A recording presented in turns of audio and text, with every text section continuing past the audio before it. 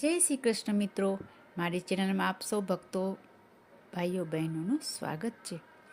મિત્રો, આજની વિડીયોમાં આપણે અધ્યાય 6 સાંભળશું, મળમાસનું દુઃખ નિવેદન. મિત્રો, આપ સૌ જાણો છો કે નૈમિષારણ્યમાં સૂત પુરાણી ઋષિમુનિઓને કથા સંભળાવી રહ્યા છે. આપણે અધ્યાય 5માં સાંભળ્યું કે મળમાસને લઈને ભગવાન નારાયણ ગોલોકમાં જાય છે.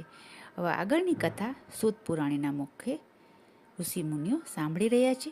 તેનું વર્ણન આપણે આજની વિડીયોમાં સાંભળશું. તો ચાલો સાંભળીએ. સૂત પુરાણી બોલ્યા, ભગવાન વિષ્ણુ મળમાસ સાથે ગોલોકમાં ગયા. ત્યાં હીરા મોતી જડેલા સ્તંભવાળું ભગવાનનું નિજ મંદિર શોભતું હતું. ભગવાનના મંદિરમાં પ્રવેશ કરતા જ દ્વારપાલોએ નમીને શ્રી વિષ્ણુ ભગવાનને પ્રણામ કર્યા. શ્રી કૃષ્ણ ભગવાન ગોપીઓની વચ્ચે રત્ન સિંહાસન ઉપર બિરાજમાન હતા અને ખૂબ જ શોભાયમાન થઈ રહ્યા હતા. આ અદ્ભુત દ્રશ્ય જોતા જ મળમાસ તો અંજાઈ ગયો. શ્રી વિષ્ણુ ભગવાને 2 હાથ જોડી કૃષ્ણને પ્રણામ કર્યા અને પ્રાર્થના કરી કે હે પ્રભુ, આખું જગત વિનાશી છે, માત્ર આપ એક જ અવિનાશી છો. આપ સચ્ચિદાનંદ સ્વરૂપ અને સર્વ જીવોના દુઃખ હરનારા છો. આપનો જય જયકાર થાય. શ્રી વિષ્ણુની પ્રાર્થના સાંભળી શ્રી કૃષ્ણ પ્રસન્ન થયા.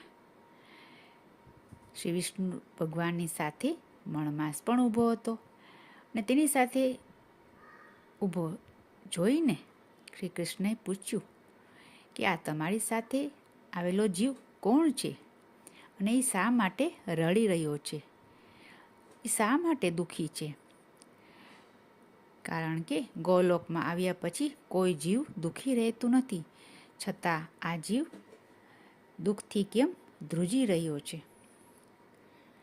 શ્રી કૃષ્ણનો પ્રશ્ન સાંભળી શ્રી વિષ્ણુ ભગવાને કહ્યું, હે મુરલીધર, આ અભાગી જીવનું નામ અધિક માસ છે. તે સમયના સાર રૂપે 3 વર્ષે આવે છે. તેથી લોકો તેને મળમાસ કહીને અપમાનજનક નામથી સંબોધન કરે છે. લોકો તેનો ખૂબ જ તિરસ્કાર કરે છે. આથી તે અપાર દુઃખ ભોગવી રહ્યો છે. આ અધિક માસ પોતાના આ કષ્ટ અને દુઃખમાંથી છૂટવા માટે આપ દયાળુના શરણે આવ્યો છે. તો હે દયાનિધાન, કૃપા કરીને આ અધિક માસનું દુઃખ દૂર કરો.